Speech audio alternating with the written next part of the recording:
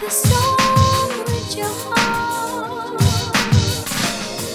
Play the song with your heart. I was high on Shedeur coming into the season because he's a talented QB. He can make all the throws. He's slow as dirt, though. I don't know how your dad He's Deion. not that slow. I don't know how Deion Sanders your pops, but you slow. You that slow. You can't really move all that well. He can move a little bit. I wouldn't call him like. I wouldn't say he's like as fast as a Lamar Jackson or a Kyler Murray or a. I would say Geno Smith can run. He probably can run like a 4.8. So he's Kirk Cousins. That's around like a Baker Mayfield range, Sam Darnold. Like he runs probably a 4.8. I mean, Josh Allen ran like a 4, like around that range too. He wasn't, but he's like big. So I mean, Patrick Mahomes runs like a 4.8. Yeah, so I think he's around a 4.8. Yeah, my biggest problem with Shedeur is his leadership. Like you can't go on a post game press conference and throw your O-line under the bus. Like those dudes got to block for you.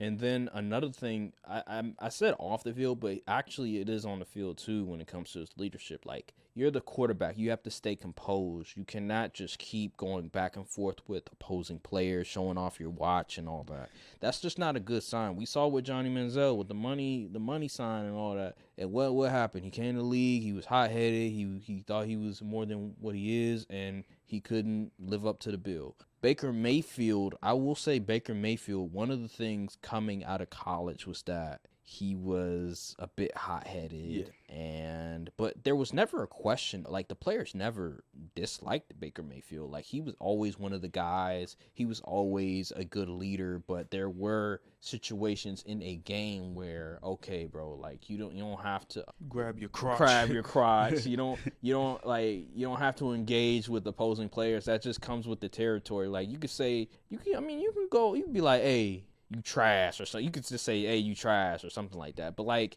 all this other stuff, like that is nonsense. Like planting the flag in the middle of Ohio State's logo is very disrespectful. That was some cool. That was some. I watched that game. I watched the game too. That was some gangster shit. But it's still like a red flag. Now, ultimately, he did get drafted number 1, and after he left the Browns, and he had to go through some adversity. But he finally went to a good situation with the Buccaneers where there wasn't a whole lot of expectations and everything wasn't on his shoulders. And now he's a pretty solid quarterback in the league. I think with Shedeur, who said that? But with Shedeur, I don't look at him. I look at him worse than the whole thing with Baker.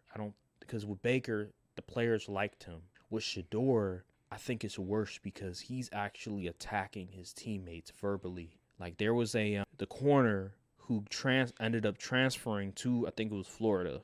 Shedeur. No, matter of fact, I don't even think it was him. It was another player who wasn't getting a lot of playing time, and they came out attacking the program. I think it would have been a receiver, and Shedeur came out talking about like, oh, you weren't doing anything. I don't remember who you were, and it's just a bad look. That's just noise. You just tune that out, you know. That's just a bad look. You look like an asshole in this situation, and that's my problem with Shedeur is that. With Baker, he was just talking trash to opposing players. He never came out and was an asshole to his teammates. He was always one of the guys. With Shedeur, he's not only talking trash to his opposing players, but he's being an asshole to his teammates. That's bad. That's just bad as a quarterback. You cannot do that.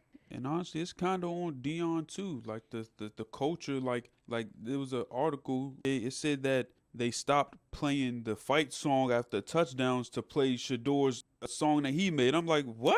Nah, what enabling this kind of stuff? Shit. That's goofy shit. Like right all that. Like I know, like the glitz and glam in Colorado, it's good for like money, get eyes on the school. But like at some point, your program is going to be like, what is this? We playing football or what? We got to win some games. Like all that risk. Like you got to tell like, listen, son. Got to win some games. At the end of the day, we got to win some games. Let's calm down with all that. Let's establish ourselves as a team that can actually earn the right to do all this stuff. And I know I'm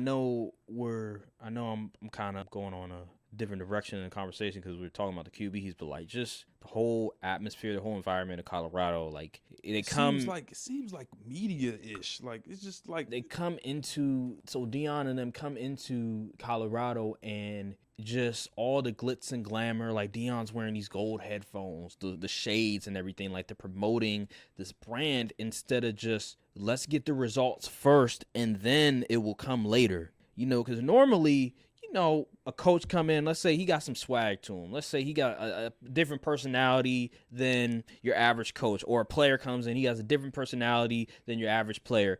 And what happens is that it grows organically. They don't like go Ryans. Yeah, so they come in, right, and when they start winning and they start doing these different things that sort of adds to the mystique of the team, the glitz and glamour of the team, it happens organically. They start winning, and then the brand stuff, and then the other stuff comes afterwards.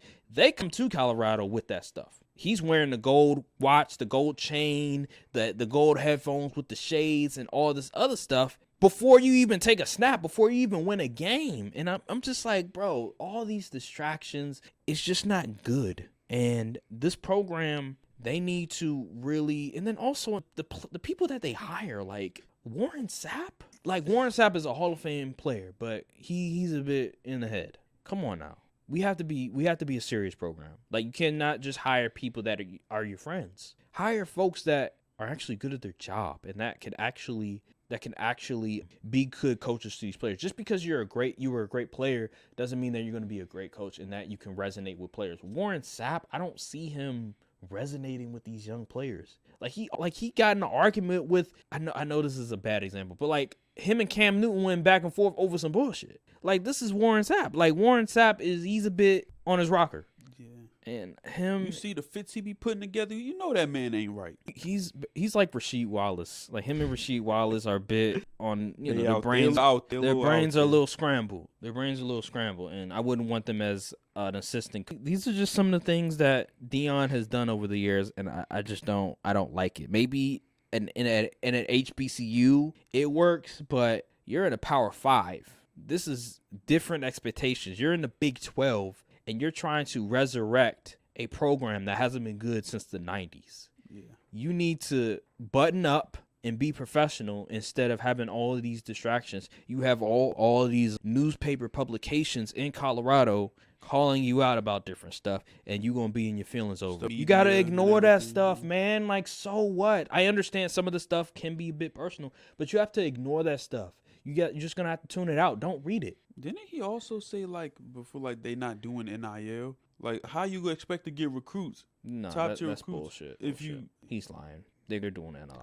I don't know. I just feel like the whole Colorado thing is definitely a short-term thing for him. Yeah. Once Shedeur gets drafted, he probably might be out of there. He may stay for 1 year after just to be like, okay, look, guys, I didn't immediately leave. But after that, he's out of there. Yeah, he's out of there. He knows how to promote stuff. I know that for sure. He's really put a lot of eyes in Colorado. He put a lot of eyes in Jackson State, which is great. And he won a lot of games there. And I think what he did there was a positive, because not only were you winning, but you put a lot of eyes and you were successful, and all the other stuff came into it, the glamour, the branding. That makes sense because you're winning. You've established a culture.